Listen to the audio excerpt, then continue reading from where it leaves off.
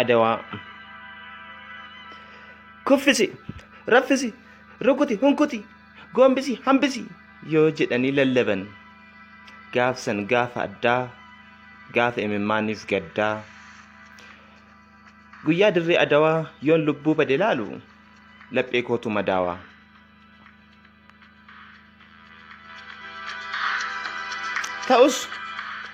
Ta'us gaafsan ilaa yoo adiin goombifamee gurraachi goombisu, yoo goonni dhaadatee yoo baalchaan bookkisu, annaa farda Oromootaa tuulamarraan dambali'u, yoo gabayyoon fuulduraan goraadeen diina ari'u,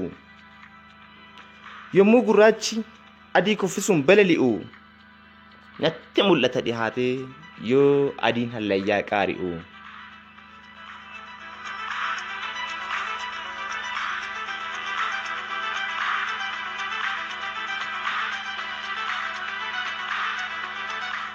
Gaafsan gaafa Adawaa gaafa goonni barrisu akka joobiraaf shuburbutaa, olmaa gaafa sanii galmee seenatuu dubbataa.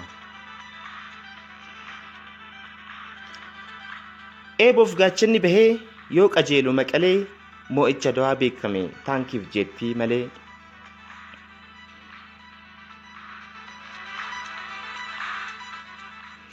Tokkummaa lallabnaan baalchaaf abbaan malaa, moo'icha keekame onneen taatee galaa. Loltuu kumaatamni dhiiga isaa lolaasee, biyya baandaa jalaa bilisoomsee baasee, adiin burkutaa'ee waan haaraa gabaasee.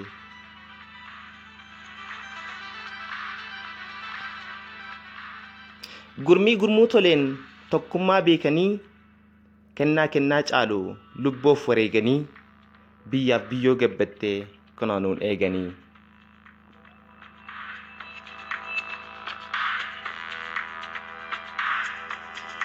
Egaa galatoomaa dhiiga cabsitanii lafee cabsitanii, kan biyya eegdan goonni, hojii keessan boonsaa haa beeku dhaloonni. Dinqiif raajii guyyichaa addunyaan agartee, Adawaan ragaa taatee Xaaliyaaniinis gabbartee.